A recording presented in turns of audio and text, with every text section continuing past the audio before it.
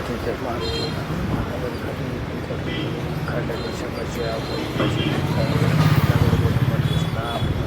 Ward number 10માં પંચાળી ચોકથી આઝાદ ચોક જતા રસ્તામાં પરમદી રાતે પેચવર્ક કરવામાં આવેલ હતા. કાંકરીને ખાલી ધૂળ નાખીને આમાં સિમેન્ટ કે રેતી તો વપરાણી નથી. માણસોએ ખાડાની ફરિયાદ કરી હતી. ફરિયાદમાં પરમદી રાતે એને પેચવર્ક કરી ગયા. અત્યારે પરિસ્થિતિ એવી છે કે સ્કૂટર નીકળે તો કાકરોડીની દુકાનમાં જાય, કાચે ફૂટે, કોઈ પણને લાગે, રોડ ઉપર માણસોને કાંકરા લાગે છે. ગાડીઓની અવરજવર એટલી છે.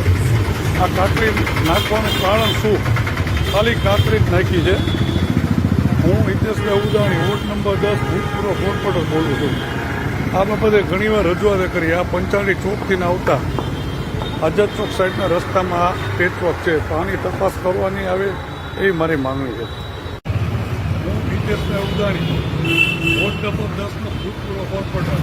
આજે અમારા વિસ્તારમાં પેચવર્કના કામ પરમદી રાતે થયા. એમાં નથી સિમેન્ટ આવ્યું કે નથી રેતી આવ્યું, ખાલે કાંકરા નાખી અને ધૂળ નાખીને વયા ગયા હતા. અહીંયા પરિસ્થિતિ એવી છે કે આ વિસ્તારમાં જે કાંકરા એટલા બધા જે આઝાદ ચોકનો વિસ્તાર છે.